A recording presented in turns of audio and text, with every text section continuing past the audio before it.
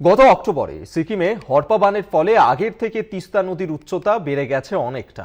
নদীর উচ্চতা বাড়ায় ক্ষতিগ্রস্ত হচ্ছে তিস্তার বাঁধ এবং পার। বর্ষার আগে তিস্তার বাঁধ সংস্কারের কাজ শুরু হয়েছে যুদ্ধকালীন তৎপরতায়। গত অক্টোবরে সিকিমের হরপা বানের মাশুল এখনো গুনছে জলপাইগুড়ি। বর্ষা আসতে চলল, এই সময়ের মধ্যে তিস্তার বাঁধ ও স্পার মেরামত না হলে সমস্যা আরও বাড়বে বই কমবে না।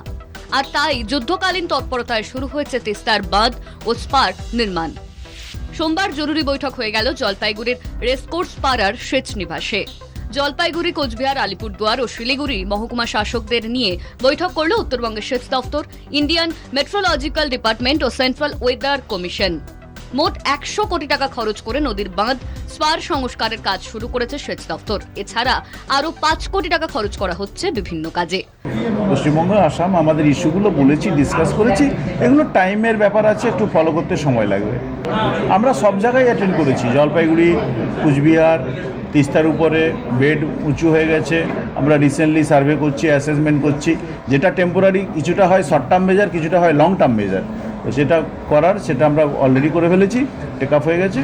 আরও কিছু লং টার্ম করা যায় কিনা, ভবিষ্যৎ পরিকল্পনা আরও কিছু অ্যাড করা যায় কিনা। তিস্তার উচ্চতা বাড়ায় ভুটান ও সিকিমের পাহাড়ে ভারী বৃষ্টি হলে সেই প্রভাব এসে পড়েছে তরাই ডুয়ার্সে।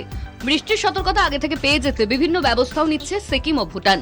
ইতিমধ্যেই ভুটানের 4 জায়গা থেকে 3 ঘন্টা আগে আগাম সতর্কতা রিপোর্ট পাওয়া যাচ্ছে বলে দাবি করেছে হাওয়া অফিস।